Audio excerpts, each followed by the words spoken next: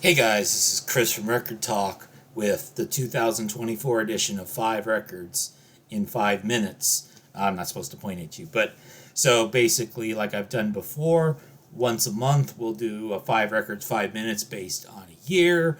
We'll start the furthest back in time and work closer to the present as we go through the year.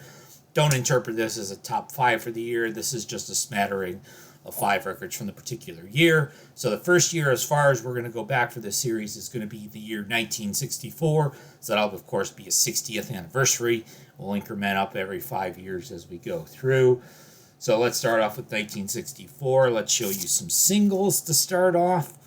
So, of course, we've got the Kinks, so they'll be part of the British Invasion. Here's an English pressing on the Pie label, All Day and All of the Night on one side, and the song I Gotta Move on the other. So, of course, you've got the Young Davis brothers, Ray and Dave, making some of those great songs that everybody loves from the Kinks.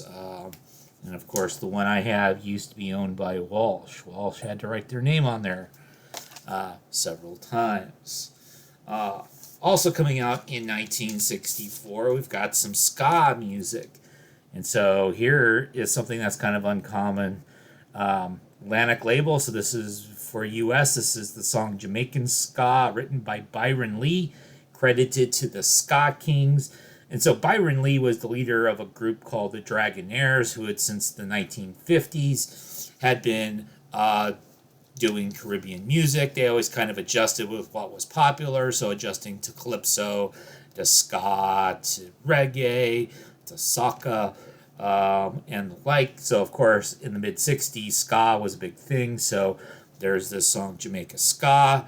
Atlantic renamed them the Ska Kings for this album. The flip side's called Oil in My Lamp, and so I think it's pretty cool. Never really caught on.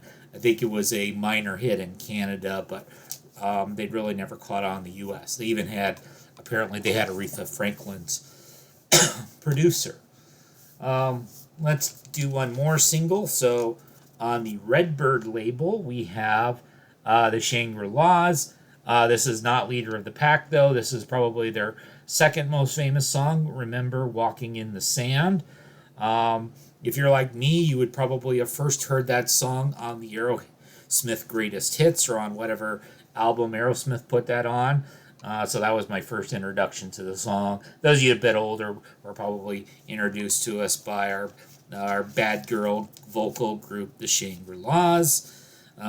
Two pairs of sisters whose names I can't recall, and I didn't properly do my research. And so, of course, we should show some jazz for 1964 as well. So let's start off with some thrift store uncool jazz. So we've got Pete Fountain with Pete's Place, recorded live at his French Quarter Inn. So, of course, you're going to have some Dixielandish sounding old school stuff. Pete, of course, playing the clarinet. He's got his vibes player, and he's got this dude over here on the guitar, and a guy up there on the stand-up bass, and came out on the Coral label with notes written very small here. And let me show you the here's the Coral original inner sleeve, which still came with it. So most of Coral's, besides Buddy Holly, it seemed like most of their label was pretty square.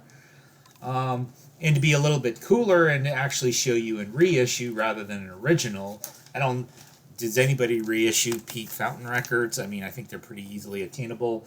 So we got Joe Pass for Django. So Pacific Jazz. This is, of course, a recent Blue Note reissue of it. And so, of course, I think Joe Pass was noted for, at some point, I saw there was a little controversy about how he said he was putting down Eric Clapton as a guitar player. Of course, I would agree that Joe Pass is a much better guitar player, even though he looked like he looked like a VC nerd there. He's just like a middle-aged bald guy. So, all right, next month we'll hit 1969 for some 55th anniversary fun.